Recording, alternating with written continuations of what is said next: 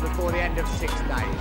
So the riders checking in now at the various check-in points around the course.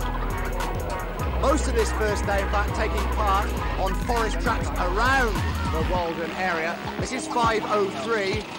With his lights on, Czechoslovakian rider Otaka Kotrba riding a 350 Jawa in the 350cc four-stroke class. I'm putting a good... In the overall results, Britain didn't have a very good day in the World Trophy. They were in 8th place, and even worse in the Junior Trophy, where they were 9th. But there was still a long way to go, and still plenty of those forest tracks on day 2.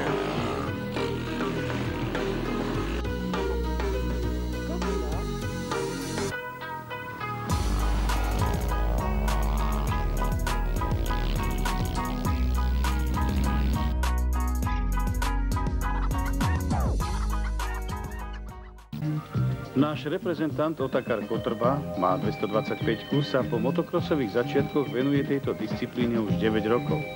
Na 6-dňovej v 85. roku bol členom juniorského družstva. V lani mal Veneser svoju premiéru v našom Trophy tíme. Ako sa cítite tesne pred druhým dňom? Cítím se dobře, ale těžko říct, jak to dopadne. Uvidím až po závodech dneska. No. A ako to vyzeralo včera? Dobře, no. Nevím, no. Spasovala mi ten motocross, tak jsem věděl po prvním motocrossu, že by to šlo, no, tak jsem to nenechal náhodě, druhý motocross, no. Uvidíme dneska.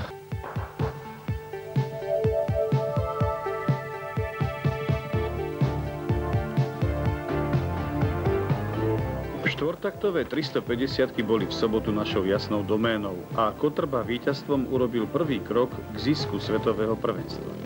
Ako sa nakoniec ukázalo, Francúz Charbonnel s 236-kou sa musel uspokojiť v tejto kubatúre len s 3. priečkou na stupni víťazov. V nedeľu sa jazdila druhá etapa. Merala 211 km a na trať nastúpilo už iba 139 jazdcov. Na rozdiel od soboty sa jazdilo síce po rovnakej trati, ale v opačnom smere a iba 2 kolá. Náš najväčší záujem sa sústredil na triedu štvortaktov do 350 kubických centimetrov.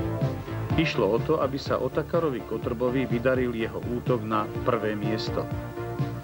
Jeho úskvarna vydržala nástrahy trate a nároky jazdca, tak ako počas celého seriálu, a mali sme majstra sveta.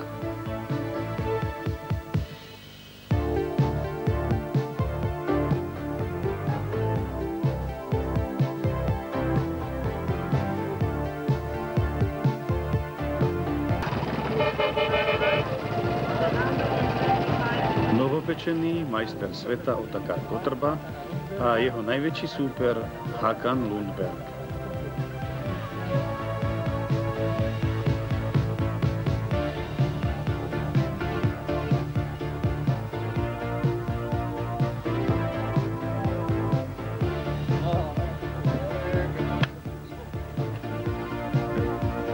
Mali ste nejakú špeciálnu taktiku alebo pokyny od trénera, ktorými ste nastupovali do dnešnej etapy? Ani neměl. Jsem hlavně dojet a nějak se snažit vyhrát nad ním. No. Musel jsem vyhrát aspoň jeden den. Ako to vyzeralo na trati, kedy ste si boli už istí, že dnes víťazíte? No, klidnil jsem se dost. Snažil jsem se vejít dost klidnej a vyšlo to. No. Máte zaiste aj nejaké perspektívy, alebo už uvažujete nad tým, ako budete jazdiť, s akou motorkou, alebo aké preteky na budúci rok? Chtěl bych zůstat u Husqvarny hlavně, protože se mi zdá, že to je spolehlivý motocykl.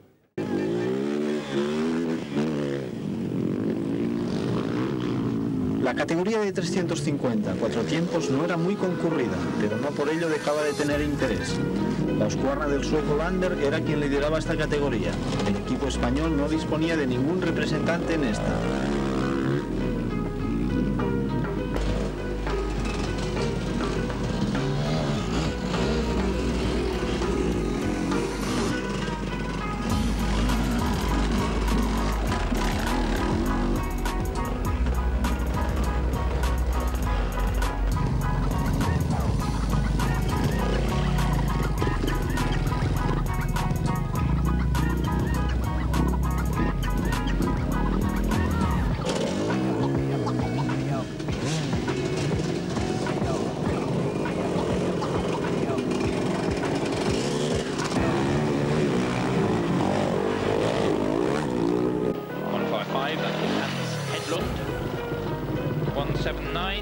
Mario Rinaldi of Italy.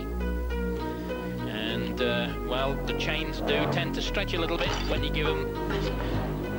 treat them like that. And there's a contender for the future, if ever I saw one. Mario with the chain back on, but looking at the amount of slack on that, how long is it going to stay on, the spectator asks.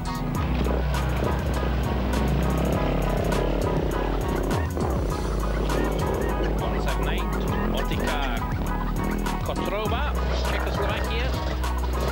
Czech, another one of the nations who make a habit of doing well in this series. 215, Jonsson of Sweden.